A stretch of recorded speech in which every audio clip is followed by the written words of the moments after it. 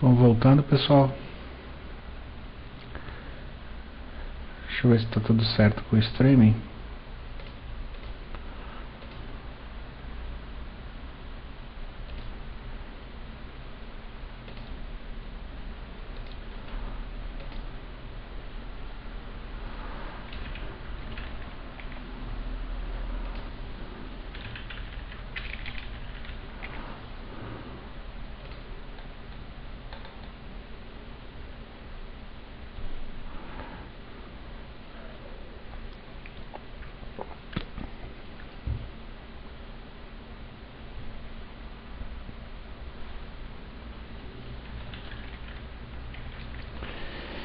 Bem, vamos lá então.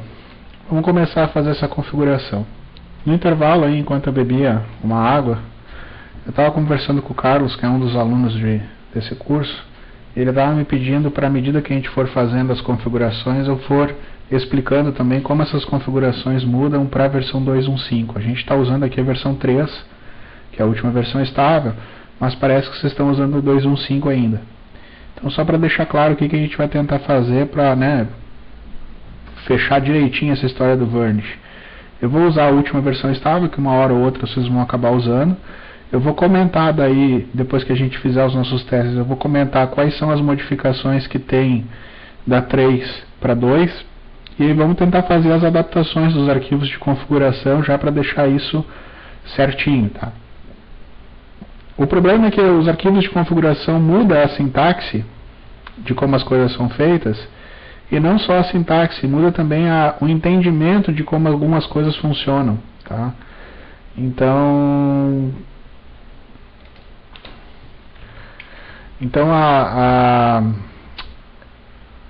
não basta eu entender só a mudança de sintaxe, eu tenho que entender realmente como que eu tenho que configurar para que determinados recursos funcionem como a gente espera, tá? Vamos lá então.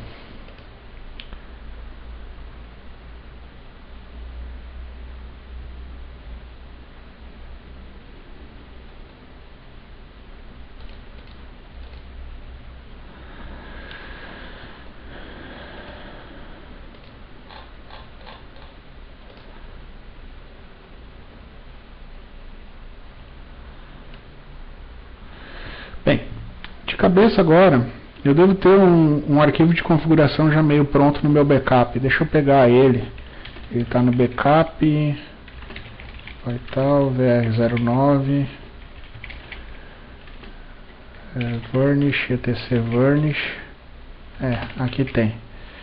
Então eu vou copiar o Varnish Start, o Varnish Stop, o Varnish.vcl, o Varnish.vcl Shiru, o PT Varnish, etc Varnish. Isso aí. Barra o PT Varnish, etc Varnish. Vamos começar pelo... Deixa eu só ver se está tudo ok aqui. Tá? Ok. Vamos começar pelo script que inicializa o Varnish, que é o Varnish Start. Tá? Esse script ele é bem simples, mas a gente vai fazer algumas modificações aqui. Esse aqui é um script que está em produção, né? Então nós vamos fazer algumas pequenas modificações nele. Primeiro que a gente tem que definir qual vai ser o nome do nosso domínio, o domínio que vai acessar efetivamente essa aplicação. Tá? Eu vou definir que http://curso vai ser o nome do nosso site, que vai acabar direcionando para aquelas duas instâncias, tá? Então vamos lá. Eu vou vir aqui, bem, o que faz o script de inicialização? Ele chama o varnished, passando um arquivo de configuração, "-f". Uma das perguntas que me fizeram, você quer testar um outro arquivo de configuração, o que você pode fazer? Chama o varnished como um arquivo diferente, tá? Executando numa porta diferente. Tá? Então é uma forma de você fazer uma modificação lá no arquivo de configuração e não derrubar o serviço, né? Então aqui você diz qual é o arquivo de configuração que você lê, qual é a porta que você vai escutar. Aqui ela está na 8000, vamos mudar isso aqui. Vamos botar isso aqui na 192, 168, 12, na porta 80. Depois a gente pode botar no 8000 de novo. Aí aqui onde é que vai estar o storage? O storage é o arquivo que guarda o cache efetivamente, tá? Guarda enfim, as informações que estão trafegando através do proxy. Nesse caso estou definindo ele como 1000 megabytes. Se eu tivesse uma máquina com mais memória, certamente eu botaria muito mais que isso. Ele está pedindo um nome aqui. Em vez de 220, eu vou botar curso. Tá? Esse "-n", para que ele serve? Ele serve para identificar qual é o nome da instância Varnish que está rodando naquela máquina. Porque eu posso ter diversos Varnish rodando. E aí, como eu vou acessar um ou o outro é definido através desse identificador aqui, desse parâmetro. Tá? E esse "-p" é qual é o arquivo de PID que é utilizado. Tá? Esse arquivo de PID é qual é o processo que inicializou o Varnish. Quando ele foi executado como um daemon, né, ele vai subir, vai fazer fork de um processo, e esse processo é gravado o número dele nesse arquivo aí. Isso aí é utilizado depois no shell de stop para você poder dar um kill do processo e matar o processo. O que faz o "-t" aqui? "-t0" é o seguinte, ele é o TTL padrão dos objetos que estão trafegando através desse proxy.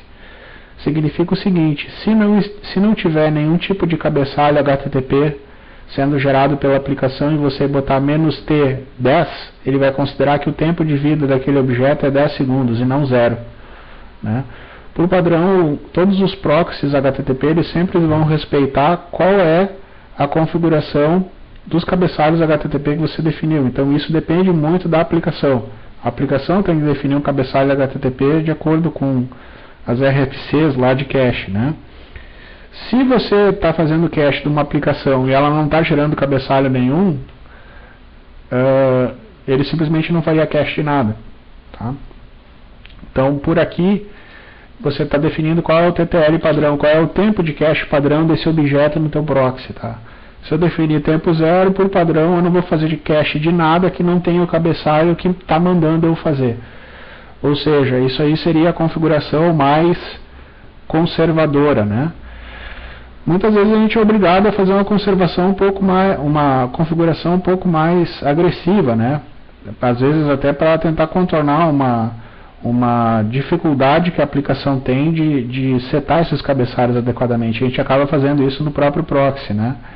A gente fecha um olho para a especificação HTTP e acaba fazendo coisas no proxy que, em teoria, não deveriam ser feitas. Uma delas seria justamente vir aqui e botar, por exemplo, 300. Ou seja, qualquer coisa que eu acessasse através do proxy teria 5 minutos de cache, né? 300 segundos. E esse cifrãozinho arroba aqui, caso eu quiser passar alguma opção adicional, ele vai passar isso da linha de comando para essa posição aqui, tá?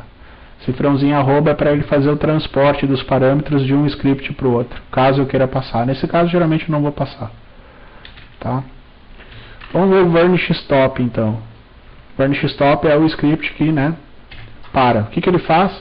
Ele dá um cat daquele arquivo de PID, que é setado pela opção do Start lá, e dá um kill do processo. Tá? Só isso. O que sobrou para nós vermos? Sobrou esse varnish.vcl. Eu vou fazer uma cópia aqui. Esse varnish.vcl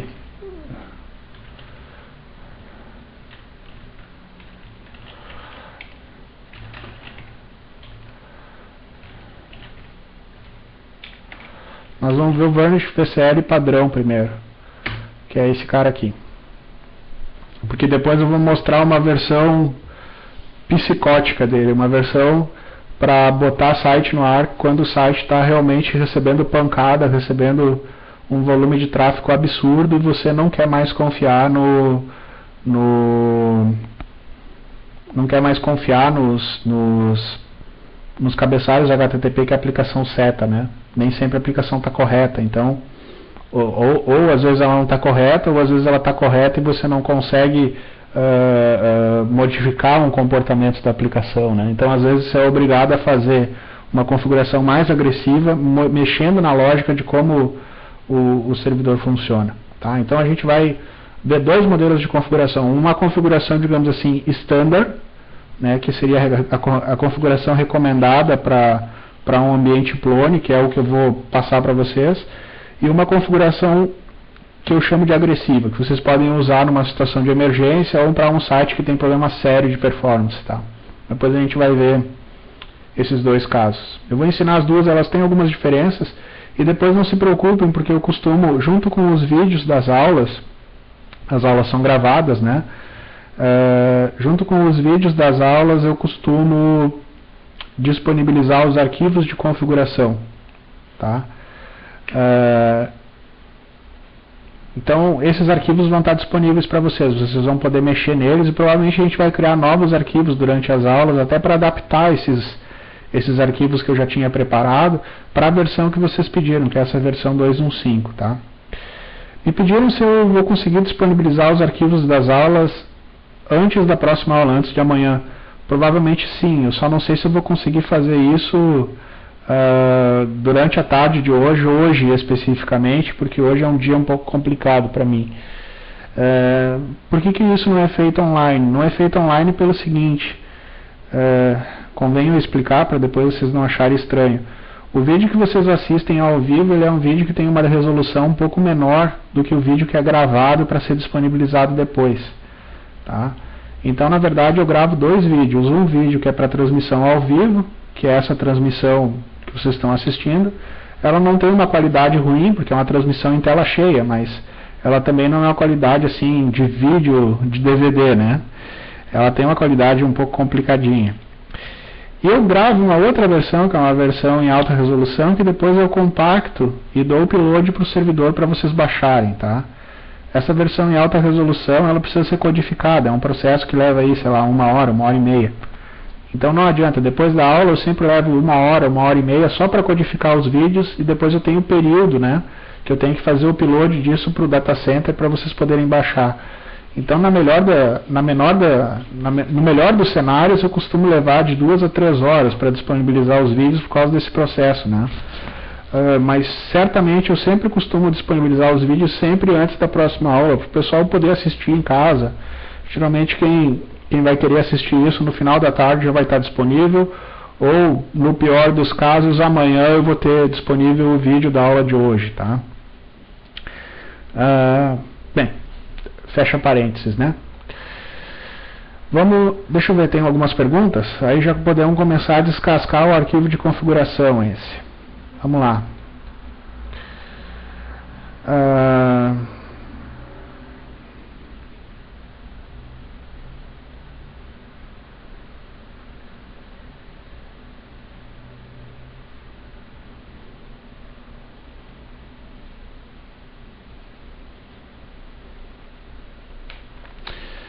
Tá, pergunta do Carlos.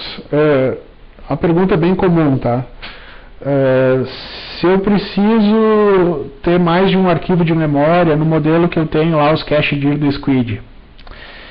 Na verdade, o Squid trata isso de uma forma completamente diferente do Varnish, tá? O Varnish ele tem apenas um arquivo enorme, que é o arquivo do tamanho que eu quiser, para fazer o meu cache, né? Para fazer o meu cache de objetos.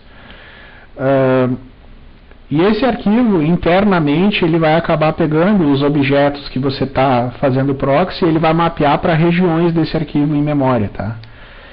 Esse arquivo, por que ele é um arquivo em memória? Ele é um arquivo persistido, mas que fica mapeado na memória como se fosse um arquivo que tá sendo feito cache, né? O acesso dele está sendo feito cache da mesma forma que você faz o acesso num arquivo no file system. E ele, no próximo acesso, ele não vai fazer o acesso no file system, porque o acesso é um acesso lento, né? Depende de um dispositivo mecânico, lá fazer um acesso no disco. Então os arquivos, na prática, no Linux, eles já são mapeados para a memória, né? Tem sempre um cache do sistema operacional. O Varnish que ele faz é explorar essa implementação justamente para implementar a área de cache dele, que é um arquivo mapeado, tá? É sempre um arquivo? Sim, é sempre um arquivo. Não faz sentido ter mais de um arquivo, tá? E qual é o tamanho do arquivo que eu tenho que definir? Bem, se você vai ter uma máquina dedicada para fazer um acesso para o Varnish, o ideal é que essa máquina tenha uma quantidade boa de memória. E o arquivo ele utilize o quanto que ele tenha o tamanho tão grande quanto possível, sem com que a máquina dê swap. Ou seja, ele não pode ser, até pode ser, né? Ele pode ser maior do que a memória física que você tem no sistema. Mas o ideal seria que ele não seja maior do que a memória física que você tem, para evitar a operação de swap, né? Swap em disco, que aí obviamente isso vai acabar deteriorando a performance do teu sistema. Hoje em dia não é difícil você ter aí uma máquina com 100 GB de memória RAM. Essas máquinas Xeon, Intel aí, servidores, é muito fácil você ter uma máquina aí com 100, 110 GB de memória RAM. Eu sinceramente nunca vi máquina em produção rodando Varnish com esse tamanho de cache. Principalmente porque não é muito necessário. Geralmente um arquivo aí de 2, 3, 8, 10 GB costuma ser mais do que necessário. E hoje, como o servidor está muito comum você usar aí 24, 32 GB de memória, é bastante tranquilo isso, tá? Você só tem que tomar cuidado, porque se a máquina for dedicada, você pode praticamente dar toda a memória da máquina só para isso. Mas se a máquina tem outros processos, você não pode fazer isso. Você tem que alocar a memória necessária para os outros processos que a máquina tem. Sei lá, se ela está rodando um Nginx, está rodando um servidor de Zope mesmo, tu tem que reservar uma fatia de memória para esses processos, e você tem que deixar a memória livre para o sistema operacional fazer cache em disco, né? Senão automaticamente o teu sistema vai virar I/O bound, porque ele não vai ter cache de nenhuma operação em disco, e aí a performance foi pro lixo, né? Hoje em dia processador é muito rápido, memória é muito rápida, e disco não está evoluindo na mesma velocidade que o restante das arquiteturas, né? É óbvio que se você tiver um disco sólido, um SSD aí, melhora um pouco, né? Mas mesmo assim o ideal é que você tenha memória sobrando no sistema para fazer cache das operações de I/O, né? Tá? Então assim, é completamente diferente. A gente não tem aquela estrutura de cache dir que o Squid tem.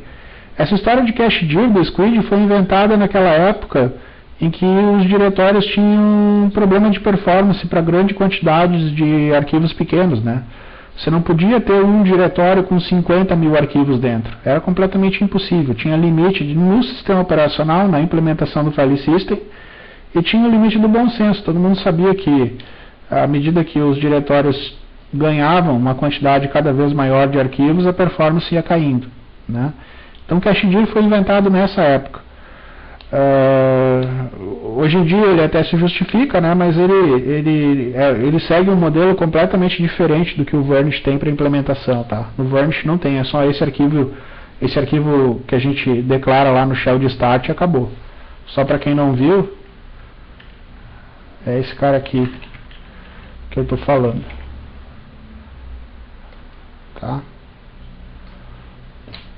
O nosso arquivo aí. Tá? Beleza. Vamos começar a avaliar agora o nosso arquivo de configuração do Varnish 3, o VCL, tá? Primeira coisa que nós temos que fazer é configurar um back-end. Como eu falei, isso aqui é um servidor em produção, então vamos adaptar esse arquivo aqui já para fazer certinho. O que a gente tem? A gente tem duas instâncias de Zope. Tá? A gente tem uma na porta 8080 e outra na 8081. Então a gente declara dois backends, backend 1 e backend 2, e depois vai criar um director. O que é o director? O director é um agrupamento de backends para eu fazer balanceamento de carga. Nesse caso aqui eu estou agrupando no director www.director o backend 1 e o backend 2, porque aí todas as requisições que chegam no Varnish e devem ser processadas no www.director, elas vão ser distribuídas aleatoriamente nesses dois backends, tá? Isso aqui é um round robin, tá? Ele é um balanceamento aleatório mesmo, tá? Mas que ele aceita pesos, tá? Então eu posso ter, por exemplo, mais peso, mais carga em uma determinada instância do que outra. Por quê? Sei lá, porque uma das máquinas, por exemplo, é mais moderna, tem um processador mais rápido, ou tem mais memória e provavelmente ela processa um pouco mais rápido que a outra. Então você pode dizer aqui qual que é a probabilidade de uma receber carga em relação à outra. Eu posso ter, por exemplo, a probabilidade de 2 para 1. Tá? Isso não é determinístico, ou seja, não quer dizer que a cada 3 requests, os 2 primeiros vão para o back-end 1 e o terceiro vai para o back-end 2. Não é assim que funciona, mas você tem aí uma probabilidade X de um determinado request ser enviado para um back-end daquele director. Tá? É assim que funciona, é como se fosse um peso em relação a aquele back-end. E esse peso é probabilístico, né? Ou seja, no caso aqui, se eu botasse peso 2 aqui, o que ele ia fazer internamente? Provavelmente ele ia sortear um número aleatório entre 1 e 3, 1, 2 ou 3. Se caísse 1 e 2, ele ia para o back-end 1, se caísse 3, ele ia para o back-end 2. Tá? Seria uma forma de implementar isso. Internamente ele deve fazer alguma coisa semelhante. ACL Purg. Agora aqui a gente já começa a ver... Depois a gente pode ver as opções, tá? À medida que forem surgindo as dúvidas, porque tem diversas opções que eu posso declarar em back-ends e em directors, tá? Mas enfim, eu vou tentar explicar todo o arquivo de configuração e depois, à medida que forem surgindo dúvidas, a gente vai complementando com opções de configuração onde elas, onde elas forem necessárias. O que é essa ACL Purg? A ACL Purg é o seguinte... A CL Purg é uma ACL que depois a gente vai usar um pouco mais adiante no arquivo, que vai me dizer quem é que pode efetuar Purg no meu proxy. Tá? O que é uma operação de Purg? Operação de Purg é um tipo de request HTTP. A gente tem o GET, tem o POST, tem o READ e tem o Purg. Bem, tem outras, né? Tem o Options, tem Delete, tem próprio Find, ProWebDAV, tem uma série de tipos de request, tá? Então, o Purg, o que ele vai fazer? Ele é um request onde você passa uma determinada URL para um proxy e você está dizendo explicitamente: retire isso do proxy, apague isso do cache compartilhado. Ele vai lá e vai eliminar isso do proxy para que o próximo acesso àquela URL seja processado no servidor de back-end, no nosso caso no Zope. Tá? Quando a gente fala de back-end aqui, o back-end é sempre o servidor de aplicação, o servidor Zope que está efetivamente fazendo o processamento da aplicação. Tá? E óbvio, localhost. Tá? Localhost, se eu quiser gerar um purg a partir do próprio servidor que tem o Varnish, beleza. O que a gente vai ver aqui para baixo? A gente vai ver essas subs. Tá? A VCL ela é uma linguagem que ela tem uma estruturação, né? Que são essas subrotinas pré-definidas que elas acontecem em determinados momentos do ciclo de vida. Deixa eu só apagar, isso aqui é um monte de lixo. Deixa eu só diminuir a fonte. Deixa eu apagar isso aqui, porque isso aqui é lixo. A gente não vai usar isso aqui.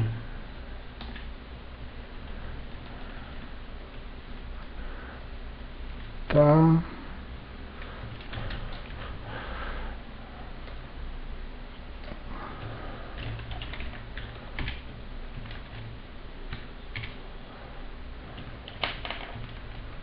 Tá. Então, essas subrotinas, elas são sempre invocadas em determinados momentos do ciclo de vida do request que está atravessando o nosso proxy. O primeiro ponto, que é o lugar onde é que chegou o request, saiu lá do navegador da pessoa, chegou no Varnish, o primeiro lugar que ele vai executar vai ser o VCL RecV. Tá? RecV é um apelido que, bem, quem já programou com sockets em Unix vai lembrar que RecV é justamente enfim, a primitiva que a gente utiliza na API de sockets para receber uma requisição, tá? Então é justamente aqui que começa o processamento. O que a gente vai fazer? Nessa minha máquina aqui,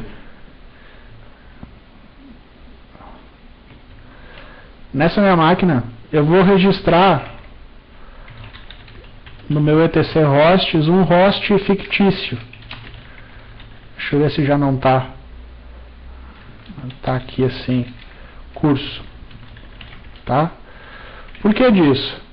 Quando eu dou um ping curso agora, eu já tenho um nome, né, que está apontando para o lugar onde é que está instalado o meu Varnish. Se isso aqui fosse uma instalação de produção, o que eu estaria provavelmente fazendo? Eu estaria manipulando aí um domínio, um host name, né, que teria que estar registrado no DNS. Para eu não ter que me preocupar com o DNS, na máquina cliente eu estou registrando aqui o nome curso, né, para eu dentro da configuração lá só chamar de curso o host que está sendo invocado. Tá? Então aqui dentro o que eu vou fazer? Primeiro teste que eu vou fazer é o seguinte: eu fiz uma requisição para o Varnish e não passei URL nenhuma, ou seja, passei uma URL vazia. Isso não é um host que eu saiba acessar a partir do Varnish, então eu dou um erro. Tá? Isso aqui é uma validação bem paranoica mesmo, porque às vezes chega, o cara vai lá e abre um telnet, por exemplo, em cima da porta do Varnish, tá? E não especifica qual é a URL que ele quer acessar através da especificação HTTP lá no get barra, né? Ele não especifica. Então ele acabaria caindo aqui. E aí o que eu vou testar? No if desse else aqui, eu vou testar o seguinte: eu testo se rec.http.host, ou seja, rec é o objeto request, é a representação daquilo que é enviado pelo navegador para o servidor proxy. Aí eu pergunto se o host HTTP que está tentando ser acessado no request, ele é curso. Tá? Se fosse, sei lá, www.meusite.com.br, você ia botar aqui, no lugar de curso ou domínio. O que eu estou dizendo? Eu estou dizendo nesse momento que o back-end que vai processar isso vai ser o www.director. E por sua vez, www.director é esse cara aqui. É o conjunto das minhas duas instâncias que estão aqui em cima. Tá? Então, nesse momento, eu já estou dizendo que esse domínio é processado nessas duas instâncias de ZOP usando o balanceamento de carga aleatório. Tá? E aí, o que eu faço aqui? Aqui eu vou fazer uma manipulação de expressão regular para fazer o direcionamento desse meu request, da raiz de curso, para um determinado plone site lá na minha estrutura. Onde é que fica isso? Bem, eu não tenho plone site criado aqui ainda. Nós vamos criar. Então eu vou criar um plone site chamado plone na raiz. Desço e crio o meu plone site.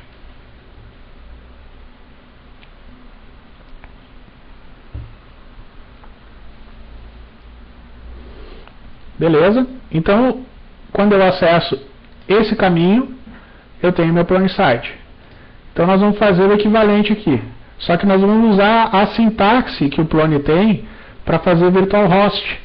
Para que quando isso for acessado através do plone, ele saber que quem está sendo acessado não é a porta 8080 do IP 192.6812, né? Quem está sendo acessado é o domínio curso. Então a gente tem que fazer um virtual host base, HTTP, a gente não põe dois pontos barra barra, a gente põe na sintaxe aqui HTTP barra, aí o domínio, a porta, barra, e aí o patch que ele vai fazer o traverse.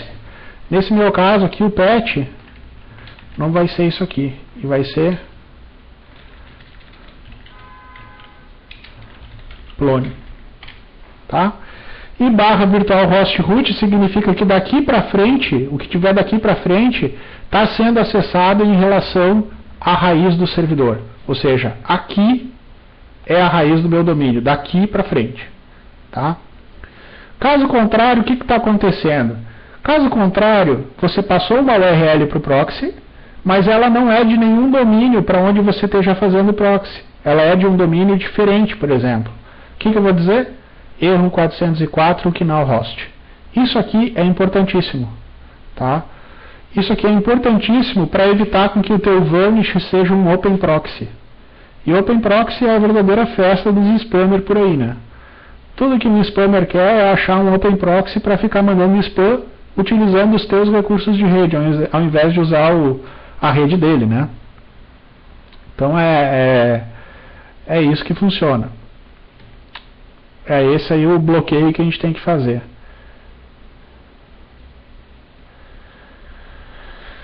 Beleza, vamos seguindo adiante. Deixa eu aumentar um pouquinho a fonte aqui. Tem algumas coisas que, como se trata de Zope, a gente vai ter que fazer, tá? Isso aqui eu vou explicar depois. Isso aqui é para Grace, é para a gente ter tolerância a eventuais falhas dos backends, tá? Depois eu vou explicar o que que é. O que a gente vai fazer aqui? A gente vai fazer um teste. Se o rec.request é diferente de get, diferente de post, diferente de ret, diferente de purg, not allowed. O que significa isso? Significa que alguém está tentando acessar o seu site usando um cliente de WebDAV, ou fazendo uma conexão direta, usando um connect de HTTPS, tá? Ou usando algum tipo de método estranho. Ou seja, daqui para frente, desse trecho aqui para frente, a gente só vai aceitar get, post, head e purg. Get, óbvio, é a maioria dos requests. Post geralmente é usado quando a gente está fazendo envio de um formulário. Head é quando a gente faz uma requisição HTTP e não está interessada na página, e sim só no cabeçalho da página. Quem geralmente usa head é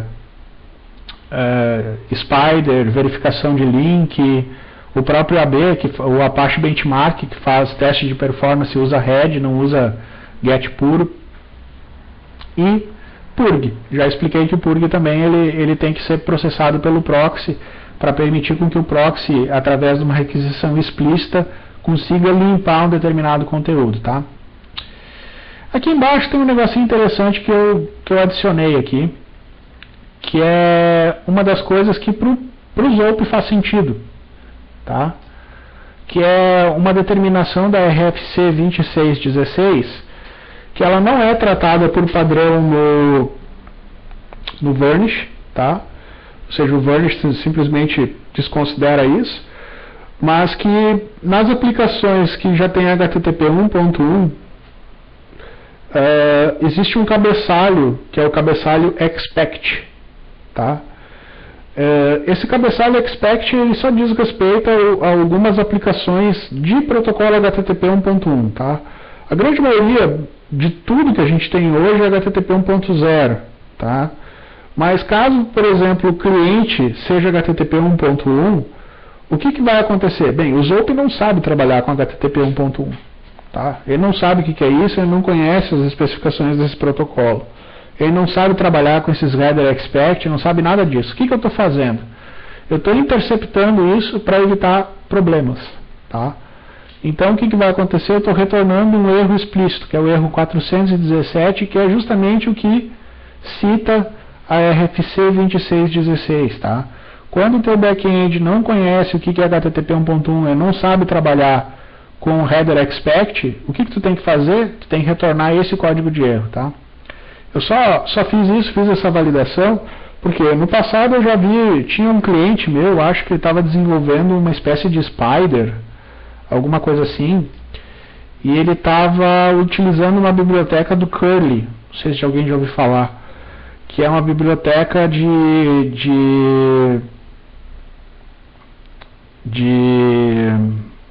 enfim, é uma biblioteca parecida com o URL Open do Python, que ela te permite fazer conexões à rede, tá?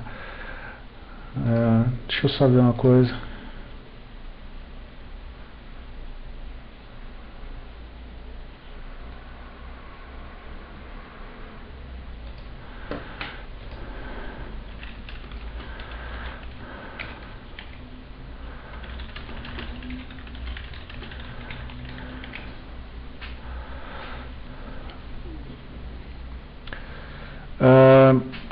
Então, essa biblioteca que ele estava utilizando, utilizava HTTP 1.1, só que o meu servidor não suportava isso ainda, tá? E a gente demorou um tempão para descobrir que esse era o problema.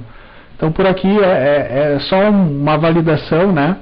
Uma validação um pouco mais paranoica aí, para evitar problemas de compatibilidade com coisas que o back-end não suporta, tá? Se ele não suporta isso, a gente já bloqueia no proxy antes de chegar no back-end.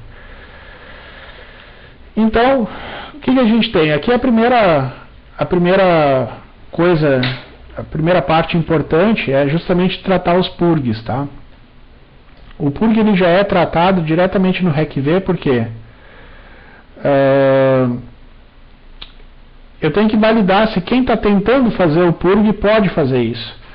Imaginem o seguinte, se eu tiver um varnish onde a validação de purg ela não é feita adequadamente, qualquer pessoa poderia fazer purg de conteúdo do teu proxy. Isso seria uma forma de dar DOS na tua aplicação. Isso parece bobagem. Por que eu vou me esquecer de fazer um negócio desse? É óbvio que eu vou limitar. Tá, mas tu tem que tomar cuidado com uma coisa. Às vezes o purg ele pode vir, por exemplo, de um servidor de aplicação que é utilizado por mais de uma pessoa. É óbvio que aí tu teria que te preocupar com os teus clientes internos, né? Porque o que impediria, por exemplo, de num servidor clone que tem 2 sites diferentes, o dono de um site, o administrador de um site, fazer purg do cache de outro site? Nada, porque o bloqueio é feito por IP, tá? Então, numa situação real aí, onde você tem um cache mais crítico, seria interessante isolar clientes diferentes em IPs de origem diferentes, para que eu controlasse de maneira explícita quem está fazendo o que, né? Quem está executando esse purg. Na prática isso não é muito viável, porque você tem geralmente diversos clientes e sites diferentes rodando num único servidor ZOP, e todos eles utilizando um único servidor Varnish, com diversos domínios rodando, né?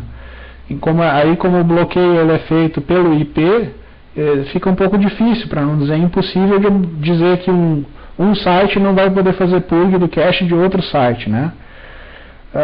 Numa situação hipotética, a gente poderia, num mundo totalmente IPv6, né, testar isso com um IP IPv6, né? Ou seja, garantir que cada cliente, cada pessoa, né, tivesse um IPv6 diferente e testar isso de maneira única, né? Mas não é uma coisa muito fácil. Na vida real, o que o pessoal costuma ter é um servidor com diversos sites e máximo garantir que o purg venha daquele servidor. Mas você não tem como garantir que o purg veio explicitamente de um determinado site, né, e não de outro. É óbvio que a partir do momento que a pessoa está usando o teu servidor, tu tem que ter o mínimo de relação de confiança com ela, né? Até mesmo porque se o cara quiser fazer algum tipo de sacanagem, ele já está usando o servidor mesmo, né? Ele poderia se preocupar em fazer outra coisa, né? Mas isso é um cuidado que você tem que ter. Você tem que cuidar, enfim, tem que ter uma certa atenção em quem pode fazer purg do teu proxy, porque se você insistir em ficar fazendo purg de um proxy e ao mesmo tempo lançar um ataque de DOS simples, bem básico, em cima de um site que tem bastante tráfego, tu acaba derrubando as máquinas por sobrecarga, né? Você está passando por cima de toda a camada de proxy, simplesmente enviando purgs para a tua aplicação, tá? Bem, o código em si ele é bastante simples. O que ele faz? Ele simplesmente testa se o request é do tipo purg, testa se o IP do cliente casa com aquela ACL, né, que é a ACL purg que está aqui em cima, tá? Ou seja, a ACL purg eu só estou declarando IPs aqui, e aí depois eu testo se aquele IP não casa com a ACL. Se ele não casa com a ACL, eu dou um erro 405, caso contrário, eu dou um return lookup. Return lookup, nesse ponto aqui, significa o seguinte: você está executando um purg. Return lookup verifique no seu proxy, no estado atual do proxy, se aquela URL que quer ser purgada existe ou não. Se ela existe, você vai executar o hit. Se ela não existe, você vai executar o miss. Tá? Então o lookup ele é como se fosse um divisor de águas, né? Ele vai sempre olhar para o estado atual daquilo que está armazenado no proxy e vai decidir se ele vai dar miss ou se ele vai dar hit. Tá? No caso do purg, se ele der o hit, ele vai apagar aquela informação do proxy. Se ele der miss, ele simplesmente não vai fazer nada. Ele vai dizer que tu está tentando apagar alguma coisa que não existe e isso não é problema. pode seguir tua vida adiante.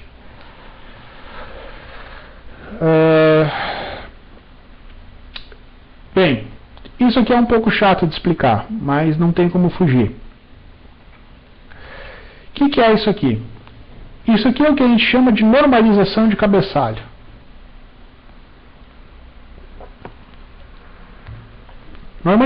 A normalização de cabeçalho era necessária pelo seguinte: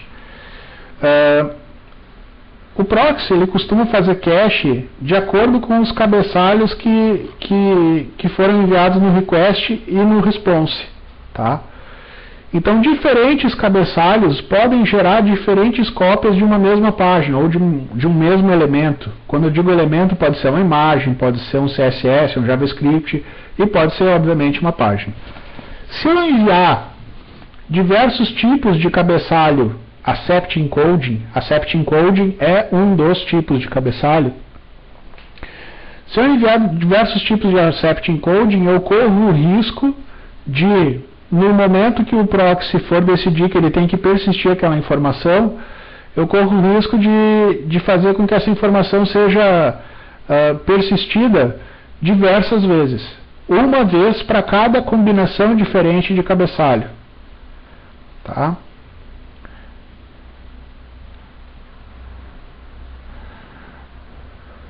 Então o que ele faz aqui? Bem, ele testa, né? Faz alguns testes. Existe o cabeçalho accept encode? Existe. Então ele vai processar o que tem nesse if. Aí ele testa. A URL, ela é um JPG, JPEG, PNG, é um .gz, é um MP3? Todos esses formatos aqui são formatos que nativamente já estão compactados. Tá? Todo mundo sabe que um JPEG já é compactado, que o MP3 já é compactado. Então não faz sentido você compactar aquilo que já está compactado. Você está só jogando o processamento fora. Então o que ele faz? Ele arranca o cabeçalho accept encode do request, para evitar que o back-end perca tempo compactando esse elemento com gzip para depois te entregar algo compactado que já é compactado, por definição, né? Pelo tipo de conteúdo. Aí, caso não seja essa situação aqui, de compactar o que por definição já é compactado, ele vai testar. Existe gzip. Esse teste aqui não significa igual, ou seja, o accept encode não é igual a gzip. Ele é uma comparação com uma expressão regular, como se fosse um grep. Existe gzip dentro da string do accept encode?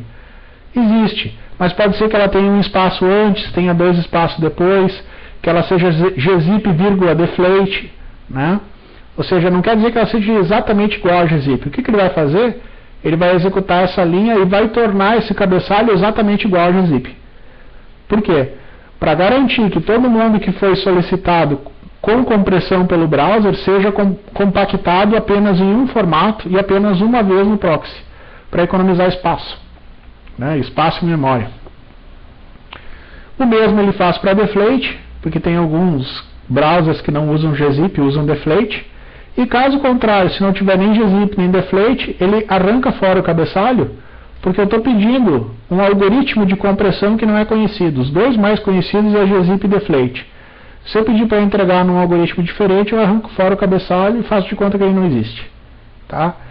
Então, essa estratégia aqui de normalização de cabeçalhos, ela é muito utilizada para evitar com que o nosso pool de objetos do cache fique poluído com diversas cópias do mesmo elemento com combinações de diferentes cabeçalhos, tá? Como essas combinações de cabeçalhos elas sofrem influência do cliente, do navegador que está solicitando aquilo, porque se o navegador está pedindo, me entrega a página inicial do site, me entrega ela sem compreensão, aí chega um outro navegador de uma outra versão, num outro idioma, me entrega essa página inicial do site com compressão de zip, eu teria, obviamente, um modelo explosivo combinatorial aí de quantidade de cópias de objetos que eu teria que armazenar para atender todos os tipos de browsers e todos os tipos de codificação. Tá? Então, a gente evita isso, né? A gente evita isso fazendo essa normalização. A normalização mais comum é da accept encoding. Daria para fazer outras? Daria, mas depende muito da tua aplicação, tá? Essa aqui eu já costumo botar como padrão, um exemplo até que tem na documentação do Varnish. mas que você poderia fazer isso com outros cabeçalhos, tá? Que porventura você precisar gerar. E aqui acaba o RecV. Eu fiz uma versão resumida disso aqui, tá? Na verdade, isso aqui já é resultado de umas 10 versões de arquivo que eu tinha, e eu acho que assim ficou a versão mais simples de entender. O que eu faço aqui? Aqui eu faço um if, que vai diferenciar se aquele request que está sendo mandado pelo navegador, ele vai ser processado no meu proxy, ou seja, ele vai potencialmente ter ou não cache, ou se eu estou dizendo explicitamente para isso ser enviado para o back-end processar, para o ZOP, para evitar cache. Quando que eu tenho que evitar cache? Bem, em algumas situações. A primeira delas é se o request é do tipo POST. Se o request é do tipo POST, provavelmente é o cara fazendo, o usuário, né, fazendo um submit de um formulário, e aí o submit do formulário obviamente não pode ter cache compartilhado, né? Ou ele está chamando uma rotina createObject. CreateObject é justamente a rotina do Plone que cria objetos.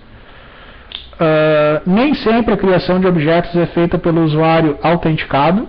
Às vezes isso é feito pelo usuário anônimos. Então a gente tem que botar isso numa CL especial para evitar com que isso tenha cache.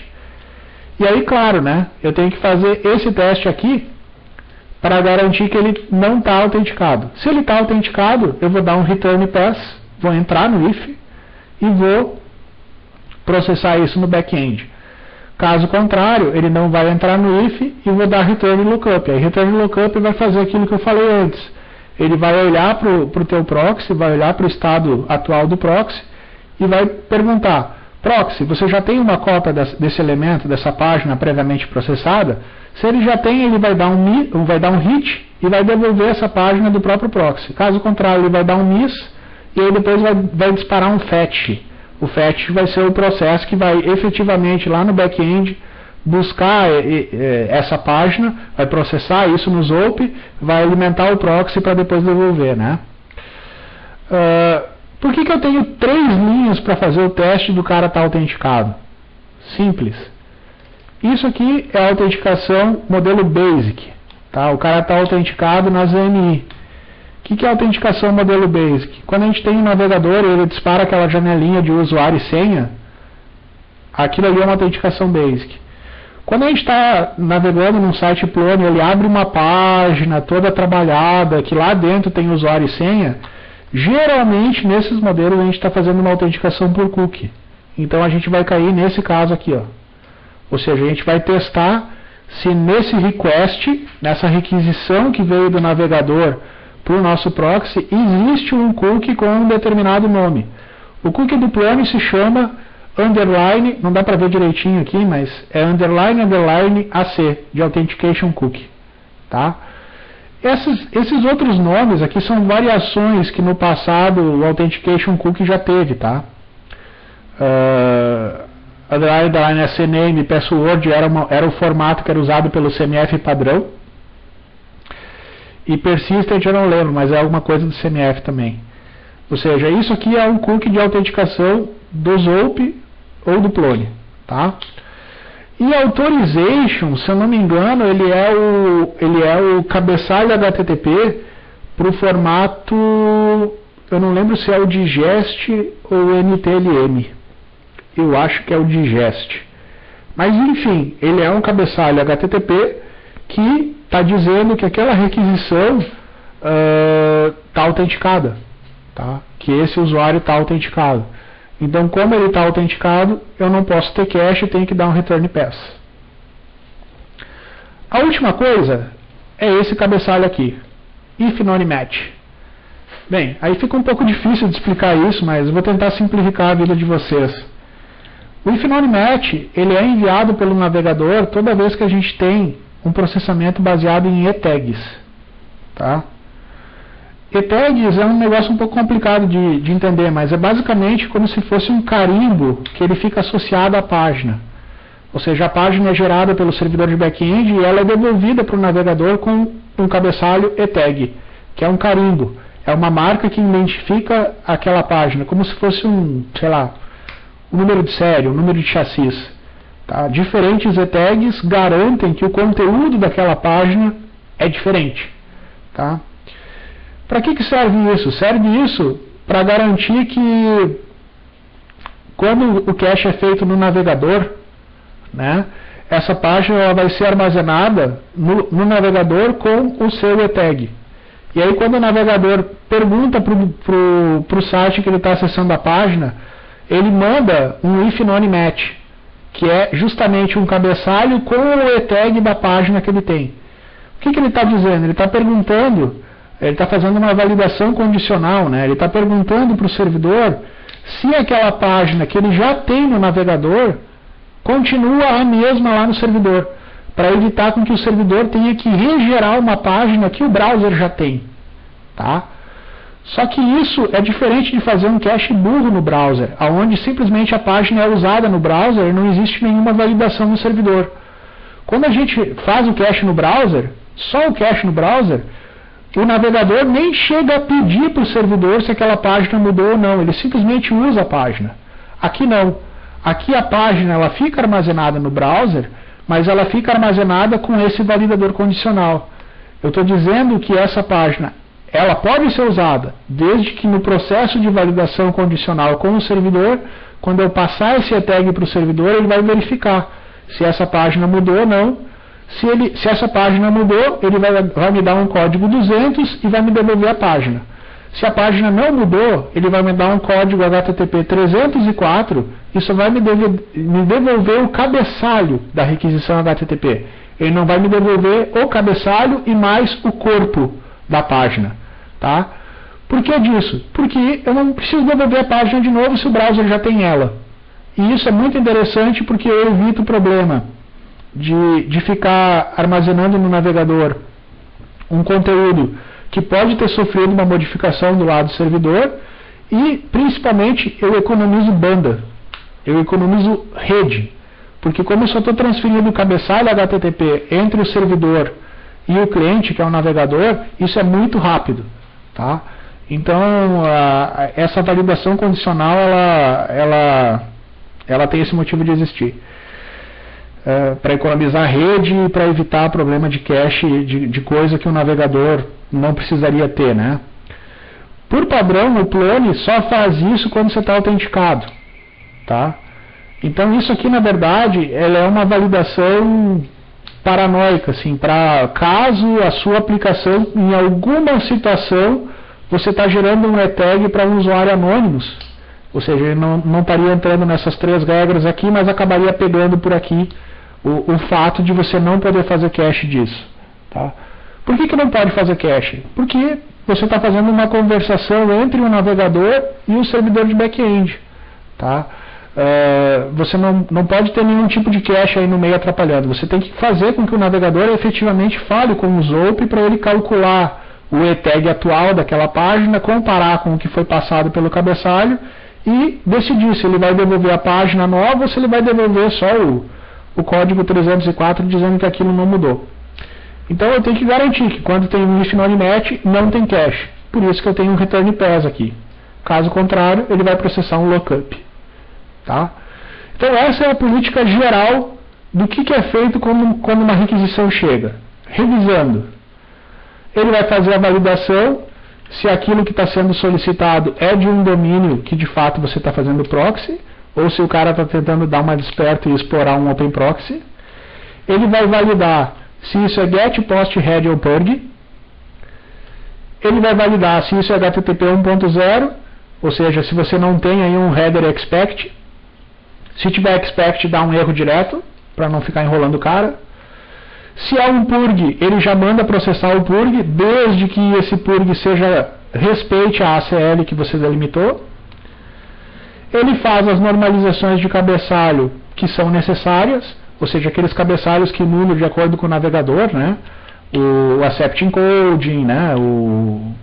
Quando você tem um site multilingual, você provavelmente vai ter que fazer a validação do accept language também, que é para idioma, né? O idioma de preferência do navegador, né? E aí você vai fazer o teste.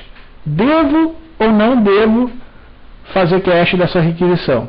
Se você está autenticado, se for um post, se você está tentando criar um objeto, ou se você está trabalhando com e-tags, com cache no navegador, validação condicional, return pass. Caso contrário, return lookup. E aí a gente vai ter aquele divisor de águas, que ele vai ou para hit ou para miss. Ele vai olhar, né, para o estado atual do proxy e vai decidir se aquele elemento já foi processado alguma vez e vai dar hit, ou vai dar um miss. E vai depois, obviamente, processar o fetch para pegar esse objeto do back-end. Vamos ver se tem alguma dúvida até agora. Falei um monte aí. Dúvidas, pessoal?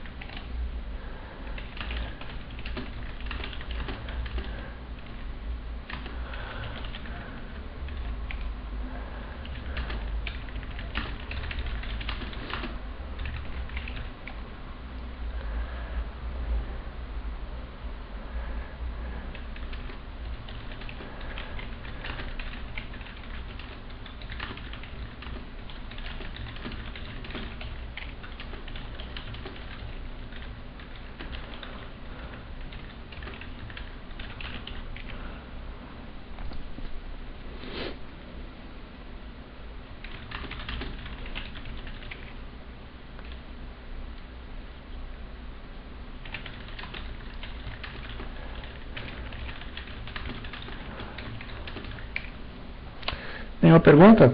Então vamos seguir o baile.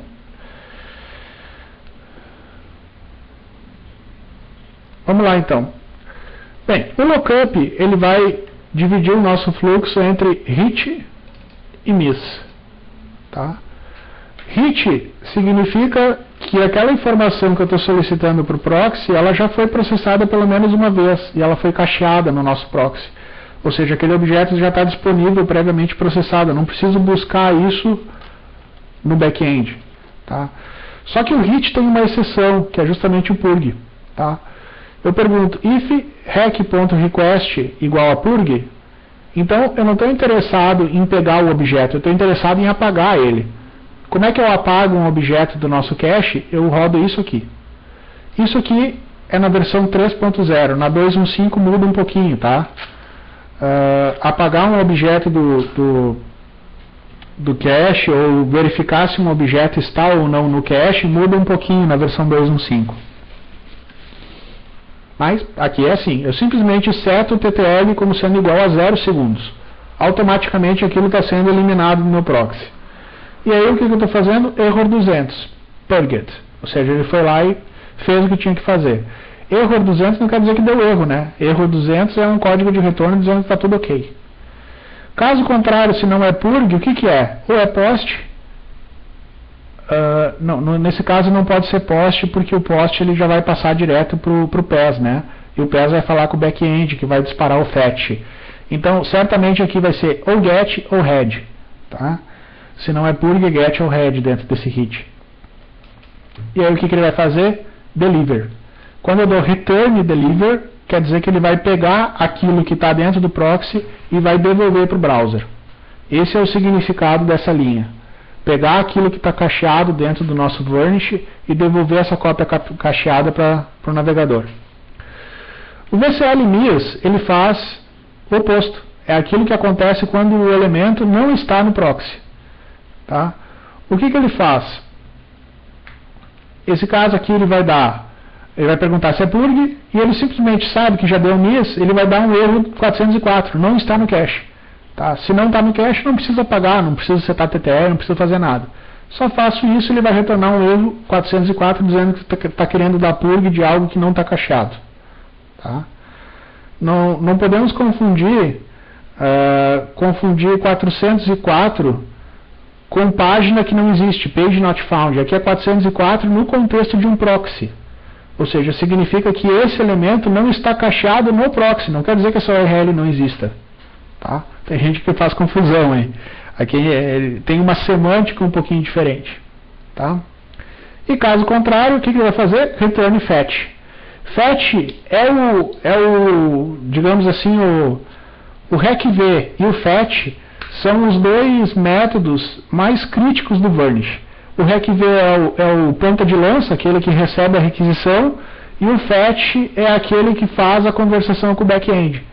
Ou seja, aqui eu estou dizendo que eu estou solicitando alguma coisa no GET, não está cacheado, deu miss, return Fetch. Significa, vai lá no back-end, vai lá no ZOP e processe isso para mim. Tá? E agora o que a gente tem que fazer é entender esse Fetch aqui. Tá? Entender como é que esse Fetch funciona. Né? O que a gente pode fazer nele. Essa linha eu vou explicar depois, essa e outra que eu já pulei, as únicas duas linhas que eu deixo sempre para o fim para explicar, porque é um pouco complicado. Mas daqui para baixo, o importante é isso aqui, ó. É eu fazer, né, o importante do Fetch é o quê? Eu fazer um teste, da mesma forma que eu fiz lá no RecV, né? Estou fazendo um teste para ver se o TTL é igual a 0, ou se existe cache control private, no cache, no store, ou se está autenticado. Isso aqui significa o quê? Percebam que antes eu trabalhava com REC, né, de request. Aqui eu estou usando BE-RESP, ou seja, back-end RESP. Significa que a resposta do back-end me devolveu uma página, um objeto cujo TTL é 0. Ou seja, significa que essa página não pode ter cache compartilhado. Tá? Que ela tem o S max age ou o max age igual a 0. Tá? Então, nesse caso, quando o TTL é 0, ou quando eu gerei um cabeçalho cache control private. Cache control private significa não posso ter cache compartilhado. O cache private, o máximo que pode acontecer é eu ter cache no navegador. Né? No proxy eu não posso ter. Ou foi gerado um cabeçalho, ou né, o request já veio com um cabeçalho authentication, authorization ou um cookie de autenticação. Ou seja, eu sei que o cara está autenticado. Então, nessas situações, o que eu detectei? Eu detectei que ou a página que foi gerada pelo back-end foi gerada com o cabeçalho dizendo que aquilo é privado, ou que aquilo não deve ser cacheado por nenhum tempo, com cache 0, ou que o cara está autenticado. Nesses casos, o que eu tenho que dizer? Bem, eu tenho que lembrar o que eu estou fazendo. Eu estou lá no final já estou fazendo a requisição para o back-end. O que eu estou dizendo, então? Eu estou dizendo que esse objeto vai ter um TTL de 5 segundos e vou dar return hit for pass. Meu Deus, o que é isso? O que é hit for pass? Significa o seguinte, significa que as próximas threads do nosso Varnish que quiserem processar esse mesmo objeto, elas não precisam se preocupar em buscar isso no proxy. Tá? Elas não precisam fazer a validação disso no RecV, ver se deu miss, ou seja, tem todo um overhead de fazer o acesso à memória, não precisa disso. Eu estou dizendo para ele o seguinte, chegou uma requisição idêntica para essa mesma URL, para esse mesmo objeto, nos próximos 5 segundos, você não precisa validar nada. Busca direto no back-end.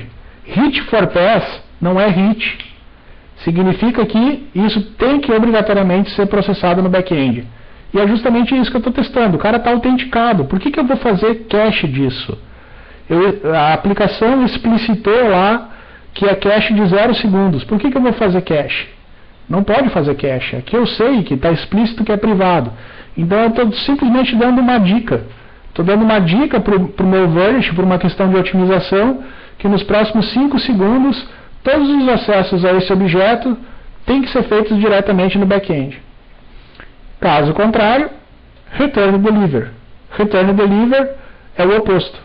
Significa que ele vai pegar aquilo que está no back-end, vai fazer uma cópia, colocar isso dentro do nosso servidor de proxy, né? Ele vai efetivamente cachear isso no servidor de proxy e vai devolver pro request que fez o disparo da conexão, que gerou o RecV disso, né? Ou seja, no próximo request, certamente isso já vai estar cacheado, ele já não vai mais precisar rodar o fetch e conversar com o back-end, né? Então, o deliver ele faz a entrega desse conteúdo que foi processado no back-end para o navegador que fez a solicitação, tá? Então, esse aqui é o coração do negócio. Se eu fizesse só assim, tá beleza. Só que aí o que acontece? Eu costumo colocar algumas validações adicionais para evitar erros de configuração do cache full, que são as seguintes validações. Eu testo, por exemplo, o backend resp.ttl ele é maior que 0? Sim. Mas ele é menor do que 10 segundos, então ele é 10 segundos. Por quê? Por que algum espírito de porco vai gerar um cabeçalho, por exemplo, onde o cache é 3 segundos? Qual é o objetivo disso? Não faz o menor sentido.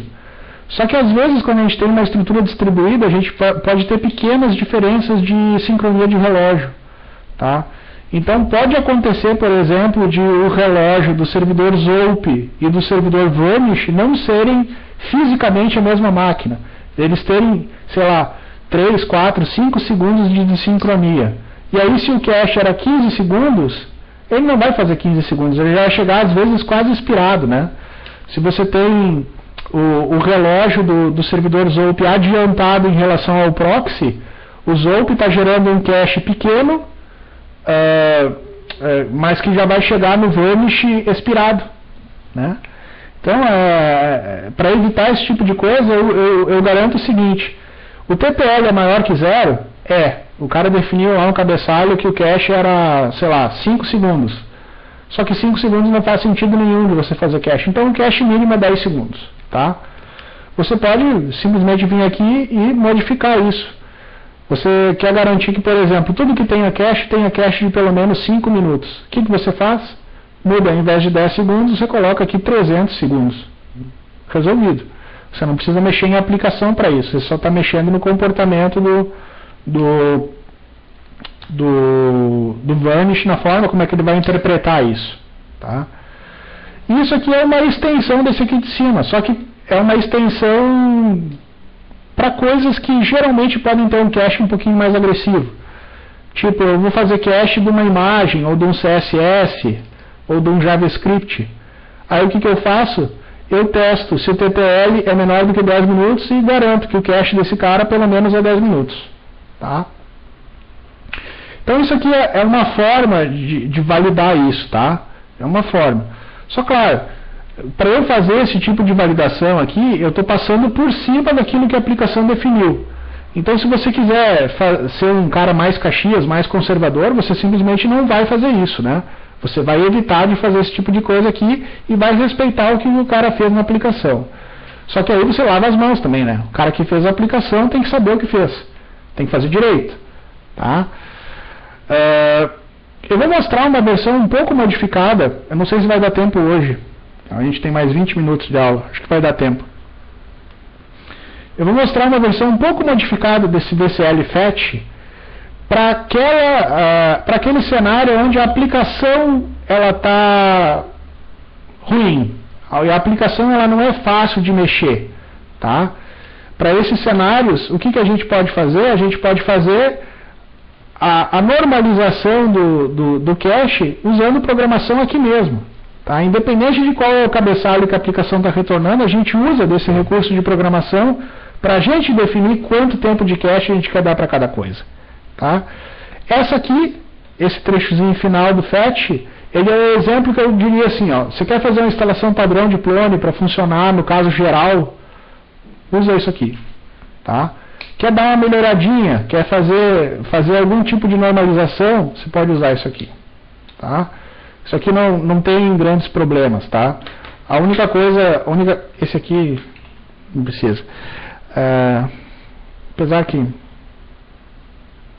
Tá, deixa assim. Esse aqui ele não vai ter nenhum tipo de impacto na tua aplicação usando isso aqui. Ele só vai garantir um tempo de cache mínimo para as coisas que você já está dizendo que tem cache. Ou seja, eu estou dizendo, por exemplo, que o TTL ele já é maior que 0, ele vai ter cache. Só que ele é muito pequeno, ele é menor do que 10 segundos. Então agora ele é 10. Aí eu pergunto, isso é um elemento binário? É um CSS, uma imagem, um JavaScript? Eu pergunto, TTL é maior que 0? É menor do que 10 minutos? Então é 10 minutos. Tá? Eu poderia botar aqui 1 hora ou 1 dia. Tá?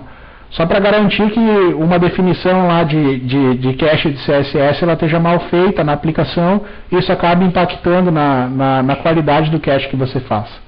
A aplicação está setando um cache, mas é um cache muito pequeno. Então aqui é uma forma controlada de você poder aumentar a eficiência do teu proxy sem cometer nenhum grande pecado, digamos assim. Tá? Bem, é isso aí. Pergunta do Carlos. Hit for Pass não existe no 215. Não existe mesmo. É novidade do 3. Tá? No 215, o Hit for Pass é o Pass. Tá? É só isso. A diferença é essa. É um outro nome para algo que no 215 era conhecido como Pass. Só que o pass que é executado no contexto do fetch e o pass que é executado no contexto do recv sempre foram diferentes. A questão é que agora no 3 isso está explícito na própria sintaxe. Lá no recv eu dou pass, aqui no backend RESP, aqui no fetch eu dou hit for pass. Tá? Eles são dois predicados diferentes, mas que eles têm a mesma semântica. Né? Antes eu dava return pass para os dois casos. Agora aqui no fetch eu tenho que usar hit for pass. Tá? Depois eu vou mostrar, a gente pode fazer uma adaptação desse arquivo de configuração para funcionar no 215. Eu copio o 215, pego o arquivo de configuração, vou ajustando a sintaxe até funcionar. Tá bom? Vamos lá então. Vamos testar? Testar se funcionou? Salvamos. Chamamos o script de varnish start, startou de primeira, está rodando o nosso processo, beleza.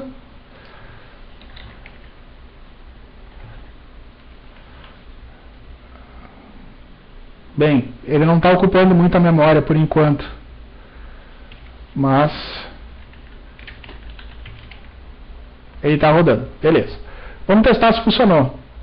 Vamos no navegador e chamamos curso. Beleza. Maravilha, funcionou de primeira. Tá? Então aqui o que eu estou fazendo? Aqui lembrando, né? Eu fiz uma configuração no meu etc hosts dizendo que o meu IP do hostname curso é o IP da máquina do Varnish. Estou rodando o Varnish na porta 80 e, por sua vez, o Varnish vai fazer balanceamento de carga para as duas instâncias de Zope que eu criei, já no objeto Plone, né? No objeto Plone que está criado aqui dentro. Né? Eu já fiz lá toda a manipulação por expressão regular da URL para com que ele fizesse o redirecionamento para cá. Né? Beleza, é isso aí, funcionou de primeira. Estou ficando craque nesse negócio.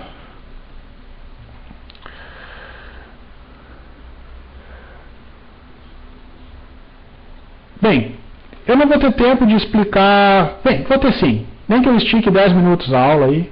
Aí depois a gente vai compensando essas esticadinhas. O que eu vou mostrar para vocês agora? Bem, vou chamar o Varnish Stop. Tirei do ar o meu Varnish. Não está mais rodando. E agora eu vou mostrar a versão agressiva, a versão psicodélica do Varnish que eu desenvolvi para um cliente meu. Que é para aquela situação onde a configuração do cache full está uma zona, está uma bagunça, você não consegue mexer, ou a aplicação simplesmente está um diabo, não para em pé e você não tem mais o que fazer. Aí você vai usar essa configuração que eu vou mostrar. Eu vou mover esse varnish.vcl aqui para varnish.vcl padrão, digamos assim. E agora eu vou pegar o agressivo e nós vamos dar uma olhadinha nele. Só tem um monte de configuração aqui que eu vou ter que ajustar manual.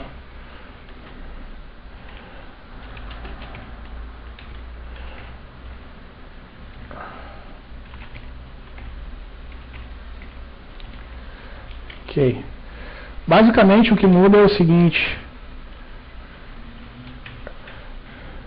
Esse VCL fetch, ele vai ser substituído pelo VCL fetch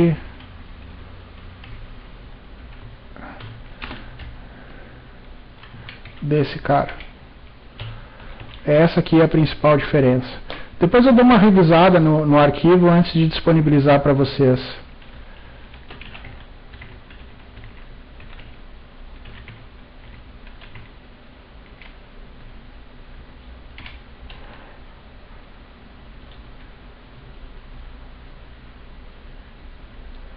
Não, não era isso. Deixa eu ver o que eu fiz errado.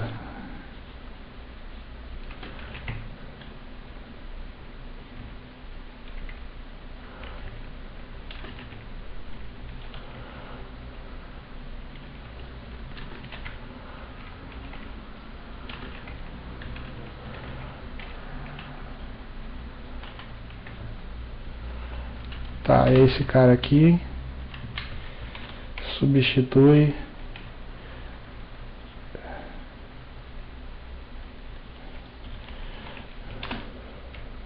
essa função aqui. Tá. Só que, por experiência própria, essa tela preta ninguém consegue enxergar. Vamos ver se assim vai. Tá. Esse aqui é a versão agressiva, então. Deixa eu ver se ela ficou certa. Aqui não muda, tá? O back-end é o mesmo, mesma estrutura, o director mesma coisa, purg é a mesma coisa. O recv não vai mudar, eu tenho que fazer a mesma configuração para ver se eu estou acessando o site certo, faço a validação de método, valido o purg, faço normalização de cabeçalho, tudo igual, tá? Hit e miss é igual, o que vai mudar é essa função aqui só, tá? Ou seja, a função que vai conversar com o back-end é a função que tem que ser personalizada, porque no nosso caso, desse varnish agressivo, eu sei de antemão que o meu back-end está furado. Meu back-end não funciona direito. Tá? Então o que eu estou fazendo aqui? Bem, primeira coisa, eu testo se o cara está acessando um CSS, JavaScript, KSS ou ícone. Tá? Que são URLs que, independente se o cara está autenticado ou não, tem que ter cache. Tá? Eu considero isso por definição. Numa aplicação clone, CSS, JavaScript, KSS é cache para sempre. Acessou uma vez, vai ficar cacheado para sempre. Como é que eu faço isso? Se tiver algum tipo de cookie sendo setado pelo back-end, arranca fora esse cabeçalho e diz: o TTL desse objeto é 30 dias. Ou seja, a partir desse momento, por 30 dias o CSS está cacheado. Caso contrário, ele vai cair no else. Aí o que eu faço? Eu pergunto: o cara está autenticado? Sim ou não? Está autenticado? Não tem cache. Cache de 0 segundos. Não está autenticado? Está anonymous? O cache é 1 hora. E está resolvido o problema. Return deliver. Tá? Parece simples, mas isso aqui é extremamente agressivo. Porque eu estou garantindo que o proxy vai fazer cache de tudo que é acesso anônimo por 1 hora e todos os acessos autenticados não vão ter cache. Por que isso é agressivo? Porque nem sempre é muito fácil de definir uma política bem clara assim no clone. Tá? O cacheful ele é um pouco chato de configurar esse tipo de coisa, porque ele vai tentar fazer cache em memória, vai tentar fazer cache com etag, vai tentar fazer cache das pastas com cache em memória. A gente vai ver isso depois no Porno app cache, no próprio cacheful é assim. E aí quando a gente usa cache em memória, a gente não pode ter cache compartilhado mesmo estando anônimos, né? Só que o que acontece? Para eu ter uma configuração agressiva assim, eu tenho que ter uma boa estratégia de purge dos meus elementos. Para evitar que quando eu faça alteração de um elemento no site, que vai me alterar a capa do site, por exemplo, que essa capa leve 1 hora para ser alterada. Tá? Então eu posso muito bem fazer uma configuração agressiva assim, não tem problema nenhum. Só que aí eu tenho que fazer adaptações na minha aplicação para quando as minhas informações são modificadas para que elas sejam purgadas, que sejam eliminadas dos meus proxies compartilhados, tá? Outra coisa que gera confusão nesse tipo de configuração agressiva, assim, onde tudo tem cache de 1 hora, a não ser que tu esteja autenticado, é que pode acontecer do proxy fazer cache de alguma coisa, mesmo que isso tenha um cabeçalho dizendo que não é para fazer cache, tá? Então, se a aplicação, por acaso, está fazendo a geração de um cabeçalho HTTP errado, sei lá, o cara foi lá e botou um cabeçalho private lá, que provavelmente foi gerado por engano ou por uma configuração errada de regra. E isso estaria evitando, por exemplo, que uma determinada página entrasse no proxy. O proxy não está nem aí para isso, o proxy vai fazer cache do mesmo jeito. O que vai acontecer é que no atravessar, né, da rede, da requisição entre o Varnish e o browser, tu pode estar atravessando outros proxies, né? E aí nesses proxies você não vai ter cache, por causa do cabeçalho que está sendo enviado com a página, né? Mas o comportamento do Varnish você controla na marreta, na programação, né? Então, esse aqui já salvou meu pelo uma vez. Fica aí a dica para vocês fazer, ó, configuração linda, limpa, bem simples de fazer e muito eficiente, tá? CSS JavaScript, cache para sempre. Está autenticado, não tem cache. E é Anonymous, cache de 1 hora. Aí a única coisa que você tem que ter é uma boa política de purg. Tá certo? Beleza, pessoal. Acho que é isso. Só não vou ter tempo de fazer com 2.1.5. A gente pode fazer isso amanhã. Tá? O que falta, por exemplo, para nessa configuração aqui botar um site em produção? Bem, falta botar uma camada de servidor web na frente desse Varnish, né? Se você quiser, dá para botar o Varnish direto na porta 80? Dá para botar. A diferença é que o Varnish não suporta HTTPS, o Varnish ele não vai fazer, sei lá, autenticação por certificado digital, não vai ter o mod security que a Apache tem. Então o ideal seria eu botar um Apache na frente desse Varnish, e aí o Apache fazer proxy reverso para a porta que a gente colocar para o Varnish, ou botar o Nginx, né? O Nginx tem a vantagem de ser fácil de configurar, né? Simples de fazer ele funcionar. E ter a vantagem de ser simples de configurar ele para fazer compressão de cabeçalho HTTP, fazer o módulo gzip dele funcionar bem fácil, né? Para garantir que todo o tráfego que está atravessando esse servidor chegue no browser compactado, né? Para você ganhar em performance, né? O tempo de exibição da página vai diminuir, né? A resposta para o usuário final vai ficar mais agradável, né? Ele vai ter a página sendo mostrada no navegador antes, né? E você vai economizar rede. Hoje em dia a gente, apesar de ter redes cada vez mais rápidas aí, quem tem que se preocupar com um site de altíssimo tráfego não pode se dar o luxo de gerar conteúdo sem compressão gzip, né? É essencial. Posso mostrar isso na aula que vem também, como é que a gente faz compressão gzip, né, usando o Nginx. É tranquilo, 5 linhas você faz tudo. Deixa eu ver se tem alguma pergunta.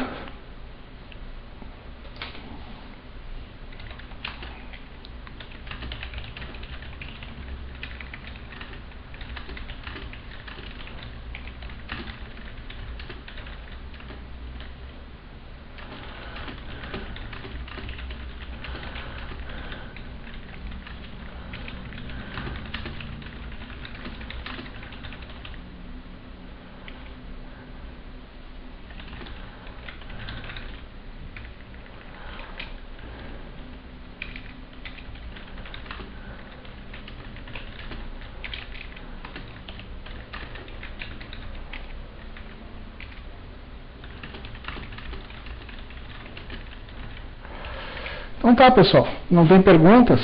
Acho que as perguntas eu já descasquei, né? Então tá, vamos ficando por aqui, é quase meio-dia já. Aí amanhã vamos continuar. Amanhã vamos fazer a adaptação desses dois modelos de configuração de Varnish 3 para Varnish 2.1.5, que é a versão que vocês pediram. E aí já vamos botar um proxy na frente, vamos botar um Nginx na frente com compressão gzip, né, que é um negócio importante para a gente fazer a enfim, economizar a banda. Tem uma pergunta do Carlos, se a gente vai ver o Varnish Top, Varnish Log, Varnish Stat. Sim, é bem fácil. Esses aplicativos Varnish Log, Varnish Top, eles são aplicativos para extrair estatísticas do servidor. O que eu costumo usar? Por quê? Porque ficar com o Varnish Stat aberto é um saco. Tá? É um verdadeiro saco. E eu também não gosto de ficar gerando estatística em cima do log do Varnish. Eu geralmente gero estatística em cima de log do servidor HTTP que está na frente dele. Né? Mais fácil, porque aí, enfim, pelo menos eu acho mais fácil. Aí o que eu costumo fazer? Eu costumo monitorar as minhas máquinas usando um software, não sei se vocês conhecem, o Munin. Munin é um software bem interessante para fazer monitoramento de serviços, tá? Esse software aqui. Ao invés de ficar usando esses aplicativos, posso até mostrar como é que usa os aplicativos, né? Mas eu uso uma instalação de Munin que fica constantemente monitorando os meus serviços. Por exemplo, eu tenho esse cara aqui. É que aqui não vai aparecer. Deixa eu ver qual que é na minha rede local aqui. Deixa eu ver.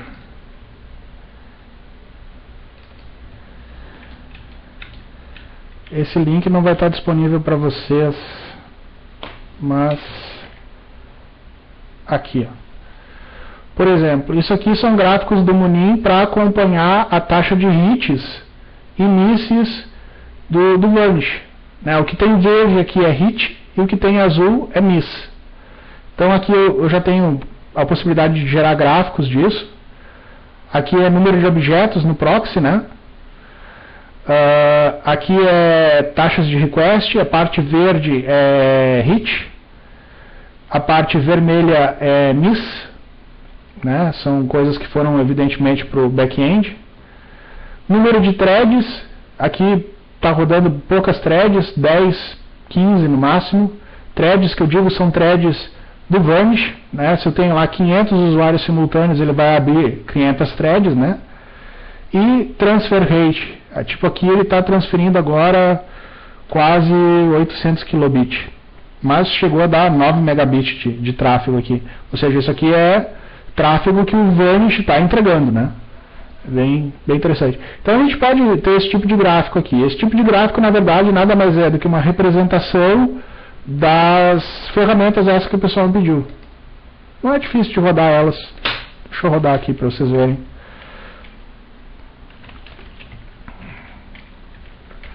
É só rodar assim, /opt, Varnish, bin, Varnish top, por exemplo, e aí eu passo essa opção aqui, ó, -n e o nome da minha instância, que é aquilo que está lá no meu Varnish start. Ó, nesse caso aqui está parado, mas se eu vier aqui navegar, se eu vier aqui e navegar, eu estou com o Varnish desligado, eu acho. Eu estou com o Varnish desligado porque eu estava fazendo a outra configuração. Deixa eu ligar ele. Agora sim. Varnish top. Ó, tá rodando. Vamos lá. Aí acesso o site, clico em eventos, usuários. E tá aqui ele, ó. É isso aí. Ele é equivalente ao top do Unix, né? Só que ao invés dele mostrar qual é o processo que consome mais processamento ou mais memória, ele mostra qual que é a chamada interna do Varnish que está sendo executado e está consumindo maior tempo de processamento, tá? Nesse caso aqui ele está parado. Não estou mandando nada, então faz isso. Basicamente, todos os aplicativos de gerenciamento do Varnish para ter acesso aos logs, acesso aos processos que estão rodando, as estatísticas, todos eles ficam no diretório bin. São esses aqui. O Varnish Hist, o log, o Varnish Stat, o Varnish Top. E eles são executados com o nome do aplicativo, menos ele e o nome da instância, que é aquilo que está configurado no etc Varnish. que diz qual é o nome da instância que você está inicializando, né? Então esse "-n" aqui você pode usar como parâmetro para esses aplicativos de extração de estatística aqui. Tá bom? Bem, acho que é isso. Se tiverem alguma curiosidade de ver como é que a gente configura o Munin para depois extrair gráficos do Varnish, eu posso mostrar amanhã. Não é difícil, é bem fácil. Então tá, pessoal. Já passamos aí mais de meio-dia. Amanhã nós continuamos nossa aula, tá bom? Qualquer dúvida pode me procurar por e-mail, na medida das minhas possibilidades, vou tentar ajudar vocês, tá bom? Um forte abraço, pessoal. Até amanhã, 9 horas, mesmo horário, tá? Quem teve... se alguém de vocês puder ajudar os colegas de vocês que tiveram problemas para acesso à rede, por favor, façam isso. Qualquer coisa, entrem em contato no que eu puder ajudar. Estou sempre à disposição. Tá legal? Então tá, até mais, pessoal. Até amanhã.